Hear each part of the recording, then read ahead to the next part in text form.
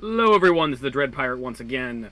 I am not recording from a top secret location somewhere. It's daylight out here and I have really shitty lighting during the day, so we're not going to do that. But today is another episode of Frustrated DM's Corner, and the inspiration for this conversation, this talk is based off of a discussion I had with Malmoto about the World of Darkness playstyles. Discussion, argument, perhaps. Discussion. I feel like we were talking about. I think I was trying to ask him of how to heal ag damage, and it kind of spurred into kind of a back and forth, kind of heated argument about not really heated argument, kind of just a discussion of like essentially how to do game mechanics, and I feel like probably. What's appropriate, actually, I think, to bring up this point is kind of comparisons between D20 versus Storyteller, World of Darkness. Essentially, I think what kind of spurned this, essentially, was we were just kind of talking about stuff, and I was complaining more or less that it's like, okay, I've got a Virtue and Vice in Storyteller, and it basically says, oh, you can regain Willpower if you satisfy your virtue or your vice, but it's not the type of thing where I can just do it automatically. If I have gluttony and I as my vice and I basically I'm out of willpower and need to regain it. If I just go and say to the DM, hey, I want to eat a sandwich, that won't do it necessarily. If the dungeon master is not cool with that. In the case of Shelley, my character in Dense, I have lust as my vice. I did conceive Shelley as somewhat of a fallacious woman, a biker skank, if you will. So that was kind of part of my conception for her. So, but yeah, basically flat out told me I can't just go and suck a dick and restore my willpower. And I'm like, I get what he wants. Basically, his argument was it's a storyteller system. It's about, telling a story. So it's like if you basically take the time to paint the picture of, oh, my character's feeling really down because willpower, being exhausted from willpower means like your character's depressed or you have no will left. You're kind of exhausted from it. Unless I take the time while I'm not feeling really down, so I go do something kind of connected to my vice that makes me feel better. It doesn't necessarily work. Now, I understand where he's coming from in this. It's like he wants me to take the time to paint the picture, tell the story. I get that. But at the same time, maybe this is just my mindset from having played a little too much 3.5, a little too much Dungeons & Dragons. But when you see stuff like this in the book, and it pops up, oh, if you satisfy your vice or you satisfy your virtue, you get your willpower back. Alright, well, that's game mechanics. And I feel like if you're, in terms of game mechanics, it's like if it says in the book you can do this, that's kind of like a power. That's kind of like something that the player can lock away and say, I can use this to do a certain thing. So I think I've been accused of, at least by him, of power gaming, and it's like I think that may be accurate in my case. It's like but I feel like power gaming is not necessarily a bad thing. It's basically using the rules to your advantage and playing smart. It depends on how you do it. Again, actually, Malmoto got me interested in this guy. There's a really awesome channel on YouTube called Puffin Forest. If you haven't checked it out, it's this guy. He animates his own little videos where he talks about his dungeon master, his Dungeon Dragons and role playing experiences.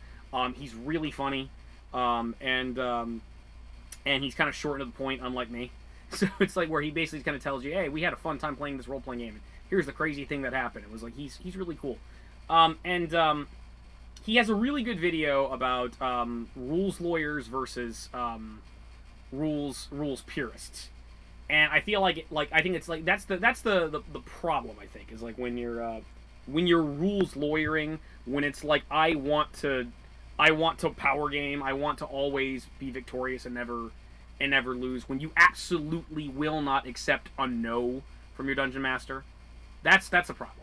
That's a problem, and maybe I'm guilty of doing that for for a lot of people, including Auxentius and Malmodo.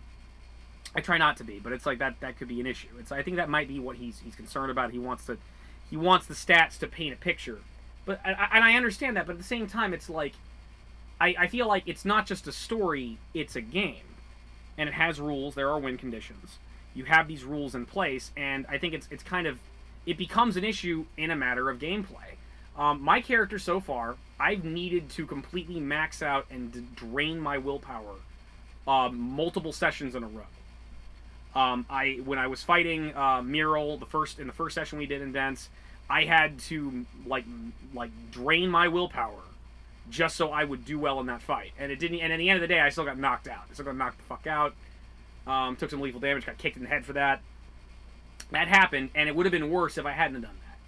And of course, in terms of putting my skill points, it basically said to me, "All right, well, I need to buff up my hand to hand. I need to buff up my brawl, otherwise I'm not going to be good in that fight." When we were running from the cops, I had to expend my willpower. I had to spend my willpower to make sure I got away from the cops. I mean, it's like, at the end of the day, there is gameplay involved in here.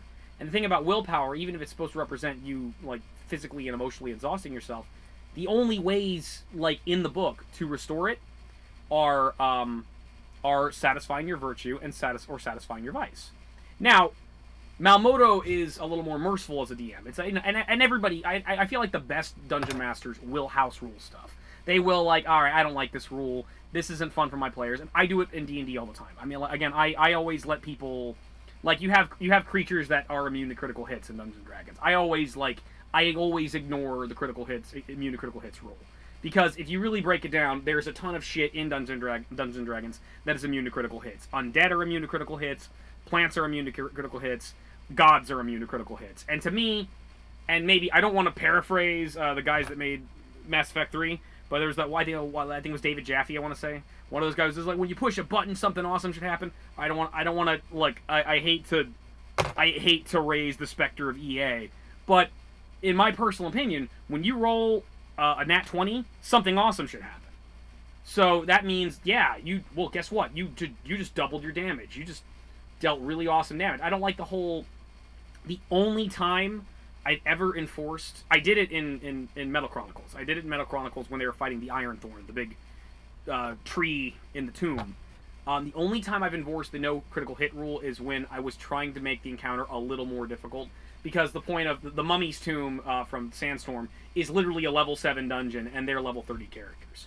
And the only reason they were going through that dungeon anyway was just to be interim, just to be kind of, to get a break from the fact that they, get a break from the main plot of Apocalypse Stone, which is the fact that they fucked up the world. It was like, it was that or go immediately into Moloch screwing with them. And so it's like, so I had them run that adventure to, just kind of, I picked an adventure, and it was a level 7. It was a level 7 dungeon. They were basically breezing through everything. I think the hardest thing they ran into that dungeon was the Infernal, which again we killed. My character killed in like 4 hits. So it's like that was the only real challenge they ever ran into there. They didn't even the boss of the dungeon, Makapsa, he was nothing. He was like, they killed him in like, I think just 3 or 4 of them ganged up on him, took him out. He didn't get a chance to do anything. So that's the only time I've enforced the critical hit rule, is because I wanted to make it a little bit more challenging. All right, your crit doesn't do damage. It's going to take a little bit longer to kill this thing. That was the only time I ever did it. And it's the thing. It's like, as a rule, it's like, yeah, you'd score a critical hit, something awesome should happen. So I'll house rule that. A lot of the same thing, like sneak attacking. It's like a lot of things, the things that are immune to critical hits are also immune to sneak attack. And it's like, again, it's like that to me is like, again, well, if you're playing a rogue and you're doing like a zombie game, or we're doing nothing but fighting undead all day long, well, your rogue's going to feel like shit because the sneak attack won't do anything. And especially if you're like a high-level rogue and you got like a crazy bonus to your sneak attack, that kind of sucks. I don't like that, so I house rule it away. So I get house ruling things, and he did, and Malmodo has house ruled on the willpower thing. If you get sleep, if you get like a willpower will store 1 point per day. That's cool. I get that. But what if he were being a purist here? What if he were being a purist and it would not be restored unless I satisfied my faith, my virtue or my vice?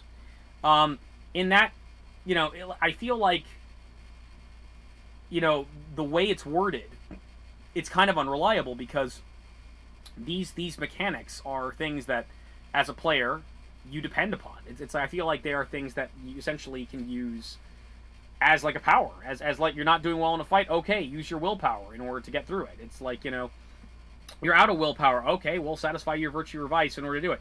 And I feel like maybe in his case he doesn't really make it easy for me, and maybe it's because I'm just so annoying about it.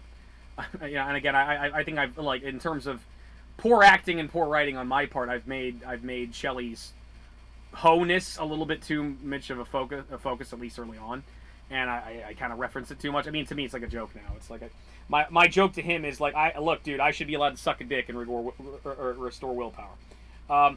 I understand where he's coming from, but I feel like if your game mechanic is so left brain and so obscure that it's unreliable, that you can't depend upon it, then what good is it? And I feel like, you know, with the World of Darkness, with the storyteller system, and even things like Savage Worlds, again, we've been thinking about doing a Savage Worlds game lately. You know, I mean, looking over some of this stuff, you can get really super vague with these things. And I get it's like, oh, it's meant to tell a story, it's meant to tell a story. Yeah, but, you know, at the same time, it's also a game.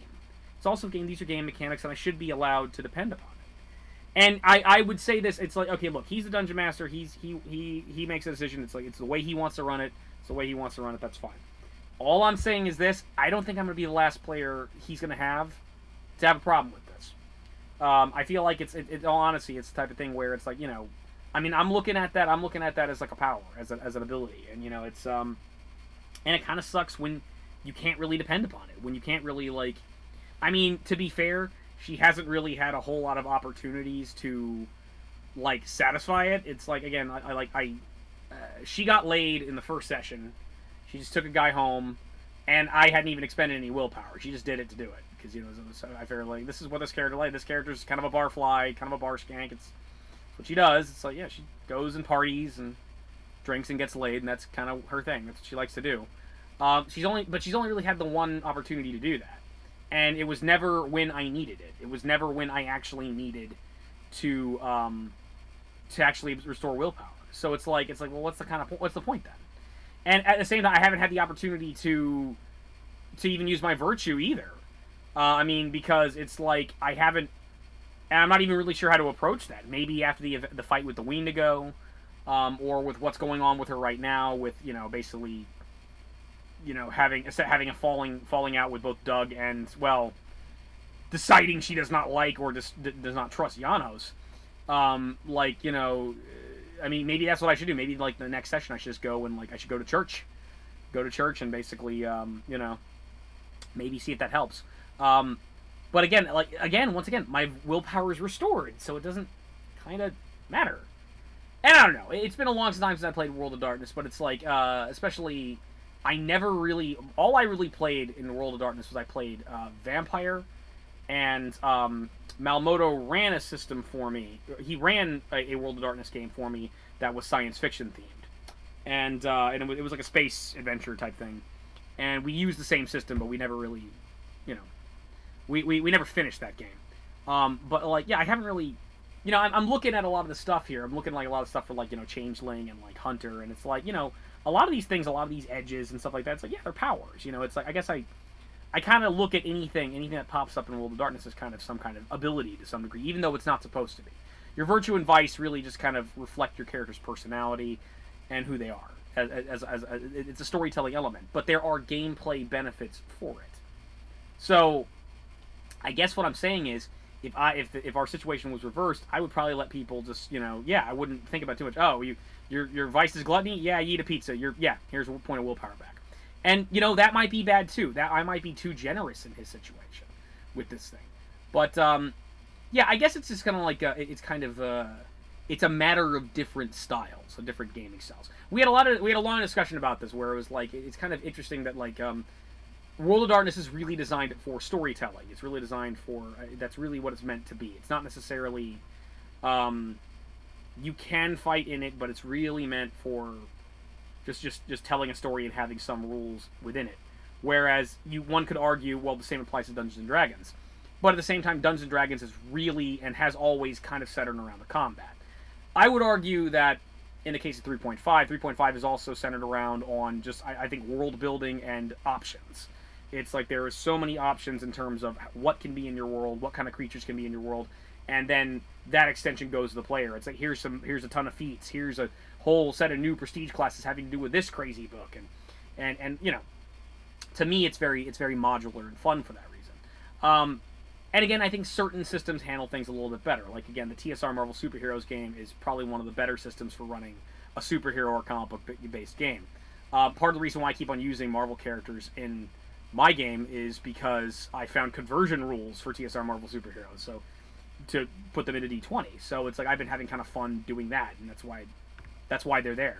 And again, Savage Worlds looks interesting to be like. Savage Worlds looks almost like it's kind of like the new GURPS, or like a better version of GURPS, where it's like, you know, what kind of game do you want to want? You want to do fantasy? You want to do science fiction? You want to do superhero? Hey, let's put them all together, man.